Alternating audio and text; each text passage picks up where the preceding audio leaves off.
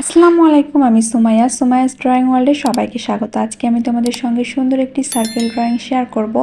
এর আগে কিন্তু আমার চ্যানেলে অনেক ধরনের সার্কেল ড্রয়িং আপলোড করা আছে, তো তোমরা চাইলে চেক করতে পারো। আর আমার চ্যানেলটি যদি তোমাদের ভালো লাগে তাহলে সাবস্ক্রাইব করে পাশে থাকা বেল আইকনটি হিট করে দিও, তাহলে আমার করা যে কোনো ড্রয়িংয়ের নোটিফিকেশন সবার আগে তোমার কাছে পৌঁছে যাবে।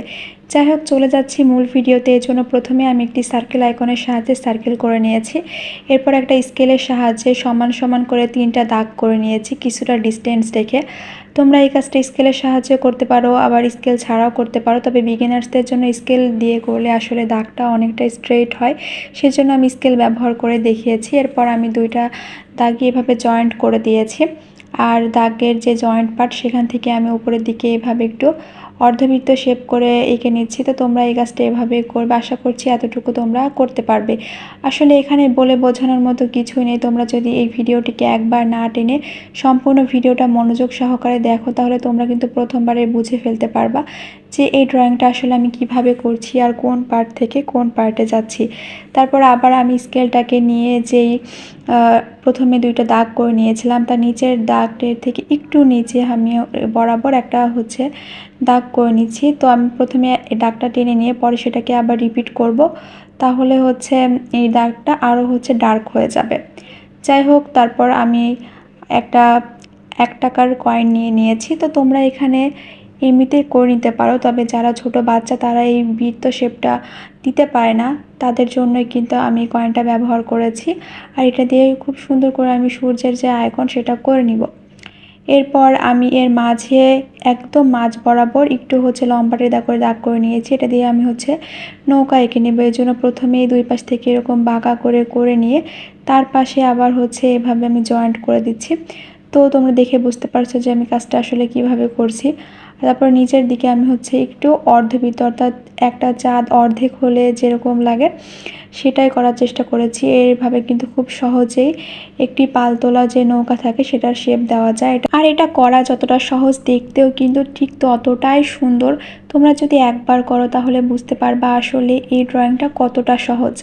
আমি সব সময় চেষ্টা করি বাচ্চাদের জন্য সহজ সহজ ড্রয়িং তোমাদের সঙ্গে শেয়ার করার, যেন যেটা অল্প সময়ে হয়ে যাবে, বাচ্চারা সহজে বুঝতেও পারবে, আবার ড্রয়িংটা দেখতেও সুন্দর হবে। তাহলে বাচ্চারা যে ড্রয়িংটা করে সেটা করতে ভয় পায় না।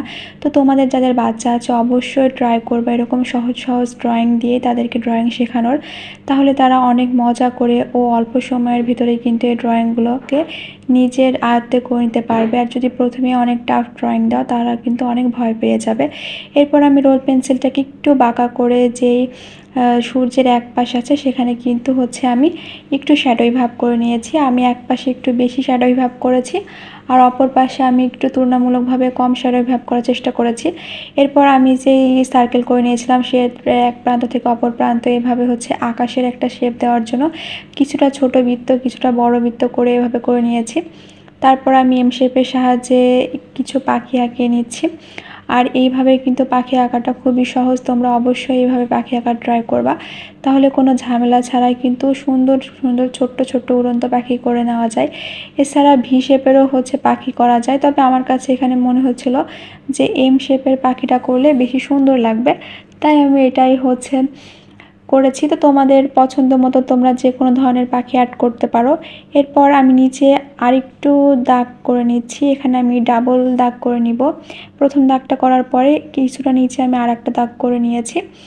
এরপর আমি নিচের দাগ থেকে উপরের দাগের একটু উপর পর্যন্ত এইভাবে একটু ডার্ক করে করে দাগ করে নিব। তো আমি তোমাদের দেখিয়ে দিলাম প্রথমটা দাগ করে কেমন দেখতে লাগছে। এরপর আমি সেম ডিস্টেন্স মেনটেন করে কিন্তু প্রত্যেকটা দাগ এভাবে করে নিব। তো তোমরা এই কাজটা এভাবেই করবা, এটা করলে কিন্তু দেখতে খুবই সুন্দর লাগে। আর এই ছোট্ট ছোট্ট টিপস ও ট্রিক্সগুলো যদি তোমরা হুবহু এই ড্রয়িং মেনে ফলো করো তাহলে কিন্তু তোমাদের ড্রয়িংয়ের ফিনিশিংটা আলহামদুলিল্লাহ অনেক ভালো হবে। এই তো তোমাদের সঙ্গে কথা বলতে বলতে কিন্তু আমার যে পুরো এই দাগ করার কাজ কিন্তু উপরেরটা প্রায় শেষের দিকে, আমি আর একটা করলে কিন্তু হয়ে যাবে। এই তো আমার পুরো করাটা হয়ে গেছে। এরপর আমি কিছুটা ছোট বড় থাকলে সেটাকে অ্যাডজাস্ট করে দিচ্ছি। তো তোমাদের আঁকার পরে যদি মনে হয় যে কোনোটা একটু ছোট বড় আছে তাহলে অ্যাডজাস্ট করে দিবা আর কি। এরপর যখন আমার এগুলা করা হয়ে যাবে, আরও আমার কিছু কাজ আছে, তবে এগুলো একদমই সহজ। আমি এর আগেও ড্রয়িংয়ে শেয়ার করেছি, তো তোমরা দেখলেই বুঝতে পারবা যে কিভাবে এইভাবে দাগ করে নিয়ে হচ্ছে ইটের শেপ দেওয়া যায়। এই জন্য প্রথমে এইভাবে দাগ করে নিতে হবে। তো তোমরাও এই কাজটা এভাবেই করবা। আমি এখানে 3টা দাগ করার মতো হচ্ছে স্পেস ছিল না, তাই আমি 2টা দাগই করে নিয়েছি। তো তোমাদের সার্কেলের আয়তন অনুযায়ী সেই পরিমাণ হচ্ছে দাগ করে নিবা। এরপর আমি হচ্ছে লম্বালম্বি দাগ করে নিব। আর এর আগের ভিডিওতেও কিন্তু আমি বলেছি, তোমরা যারা অলরেডি আমার ভিডিও দেখেছো তারা তো জানোই যে প্রথম পর্যায়ে যেখানে আমি দাগ করেছি, দ্বিতীয় পর্যায়ে তার মাঝামাঝি পর্যায়ে কিন্তু আমি হচ্ছে দাগ করে নিব। তাহলে সুন্দর একটা ইটের শেপ চলে আসবে। এই যে তোমরা দেখেই বুঝতে পারছো কিন্তু যে কত সুন্দর শেপ চলে এসেছে। এরপর আমি এগুলোকেও শ্যাডোই ভাব করে নিব। আর এই জন্য হচ্ছে রোল পেন্সিলটাকে অবশ্যই বাঁকা করে ধরে আলতো করে প্রেশার ক্রিয়েট করলে কিন্তু এভাবে হালকা শ্যাডোই ভাবটা চলে আসবে। তো তোমরা যদি এখানে হালকা না করে ডিপ করতে চাও তাহলে রোল পেন্সিলটার ওপর একটু বেশি প্রেশার ক্রিয়েট করতে হবে। তবে অবশ্যই প্রেশার ক্রিয়েট করার ওপরে কন্ট্রোল রাখতে হবে। আনলিমিটেড প্রেশার ক্রিয়েট করলে কিন্তু রোল পেন্সিলটা ভেঙে যাবে। আর এই ড্রয়িংটা করার ক্ষেত্রে অবশ্যই রোল পেন্সিলটাকে একটা শার্পনার দিয়ে শার্প করে নিবা। আর ট্রাই করবে একটা ভালো কোয়ালিটির শার্পনার ব্যবহার করার। আর এই ড্রয়িংটার ক্ষেত্রে অবশ্যই রোল পেন্সিলটাকে শার্প থাকা লাগবে, নয়তো ড্রয়িংয়ের যে ফিনিশিং সেটা খারাপ হয়ে যাবে। যাই হোক, আজকে আমি 2B এর একটি রোল পেন্সিল দিয়ে ড্রয়িংটা করে নিচ্ছিলাম। তো তোমাদের হাতের কাছে যদি 2B পেন্সিল না থাকে তাহলে না করলেও হবে। যদি 4B বা 6B যেটা থাকে সেটা দিয়েই তোমরা করে নিতে পারো। তবে শুধু শার্পনার দিয়ে শার্প করে নিলেই এই ড্রয়িংয়ের ফিনিশিংটা ভালো আসবে আর কি। এরপর আমি নিচের দিকেও কিছু শ্যাডোই ভাব করে নিচ্ছি। তো এই কাজটা করলে কিন্তু এই ড্রয়িংয়ের ফিনিশিংটা অনেক সুন্দর চলে আসে। তো তোমরা অবশ্যই চেষ্টা করবা হচ্ছে এই পার্টটা করার। এই পার্টটাকে কোনোভাবে স্কিপ করা যাবে না। স্কিপ করলে আসলে ড্রয়িংয়ের যে ফিনিশিং লুক বা ফাইনাল লুক সেটা কিন্তু পুরোটাই অন্যরকম হয়ে যাবে। তো এখানে তোমরা পছন্দ মতো আরও কিছু অ্যাড করতে পারো, নয়তো আমি যতটুকু রেখেছি এতটুকু দিয়ে রাখতে পারো। এটা আসলে সম্পূর্ণটাই তোমাদের ইচ্ছের ওপর ডিপেন্ড করে। যাই হোক, তোমাদের সঙ্গে গল্প করতে করতে কিন্তু আমার এই শ্যাডোই ভাবটা করা প্রায় শেষের দিকে। তো তোমরা দেখে বুঝতে পারছো যে আমি শ্যাডোই ভাবটা আসলে কিভাবে করছি। আর ইদানিং আমি আমার যে ভিডিওর স্পিডটা একদমই না বাড়িয়ে রাখারই চেষ্টা করি, যেন তোমরা প্রত্যেকটা স্টেপ খুব ডিটেলসে দেখে বুঝতে পারো। আর তোমাদের বোঝার সুবিধার্থে কিন্তু আমার ড্রয়িং করা। তোমরা যদি এই ড্রয়িং দেখে কেউ একজনও ড্রয়িং শিখতে পারো, আসলে সেখানে আমার ড্রয়িংয়ের সার্থকতা। যাই হোক, আমি আগে যেই এম শেপ দিয়ে রেখেছিলাম সেখানেও কিন্তু আমি শ্যাডোই ভাব করে নিয়েছি। তো আমি সর্বপর্যায়ে কিন্তু হালকা কালারের যে শ্যাডোই ভাব সেটাই রাখার চেষ্টা করছি। তোমরা এখানে ডিপ কালারের যে শ্যাডোই ভাব সেটা করে নিতে পারো। তো আমার কাছে এখানে মনে হয়েছে যে 2টা দাগের ডিস্টেন্সটা একটু বেশি হয়ে যাচ্ছে, তাই আমি মাঝে আর একটা দাগও করে নিয়েছি। তো তোমাদের যদি মনে হয় যে ডিস্টেন্সটা ঠিক আছে তাহলে এই দাগের পর্যায়টা স্কিপ করতে পারো। আসলে সব কিছুই তোমাদের পছন্দ মতোই আমি করার চেষ্টা করি। আমার এই ড্রয়িং সম্পর্কে যদি কোথাও বুঝতে তোমাদের অসুবিধা হয়ে থাকে তো অবশ্যই আমাকে কমেন্ট সেকশনে জানিও, তাহলে আমি আমার মতো করে চেষ্টা করব তোমাদের বোঝানোর। আর ইন ফিউচারে যেন সেই প্রবলেমগুলো তোমাদের না হয় সেটার দিকেও আমি খেয়াল রাখার চেষ্টা করব। এই শ্যাডোই ভাব করার জন্য কিন্তু 2টা বিষয় অবশ্যই মাথায় রাখতে হবে, যে আমি যে পর্যায় থেকে শ্যাডোই ভাব করছি প্রত্যেকটা সময় সেই পর্যায়ের বাউন্ডারির বাইরে যেন শ্যাডোই ভাবটা না চলে যায়।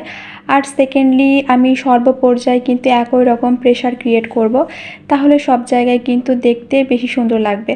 তবে যদি আমি এইটাকে আরও এনহ্যান্স করতে চাই তাহলে আমি প্রথম পর্যায়ে একটু বেশি প্রেশার ক্রিয়েট করব। আর যখন আমি রোল পেন্সিলটাকে ছেড়ে দিব তখন আলতো করে ছেড়ে দিব, যেন ওখানে কালারটা প্রথম পর্যায় থেকে একটু হালকা হয়। তোমরা দেখে বুঝতে পারছো যে আমি যেখান থেকে শ্যাডোই ভাবটা করছি সেখানে একটু ডার্ক কালার হচ্ছে, আর যেদিকে ছেড়ে দিচ্ছি সেখানে কিন্তু একটু হালকা কালার হচ্ছে। তাছাড়া আমার যে প্লেন পেজ আছে সেখানকার থেকে কিন্তু এটা ডার্ক। আর নিচের যেই আমি ইটের শ্যাডোই ভাবটা করে নিয়েছি সেখানকার থেকে কিন্তু হালকা। আর এই জিনিসগুলো কিন্তু তোমরা যখন রেগুলারলি ড্রয়িং করতে থাকবা অটোমেটিক্যালি এগুলো আয়ত্ত করে নিতে পারবা আশা করছি। এরপর আমি শ্যাডোই ভাবের ওপর কিছুটা হচ্ছে ডট ডট বিন্দু দিয়ে দিচ্ছি। তো তোমরা এখানে স্কোয়ার শেপ বা লাভ শেপ যে কোনো কিছু পছন্দ মতো অ্যাড করতে পারো।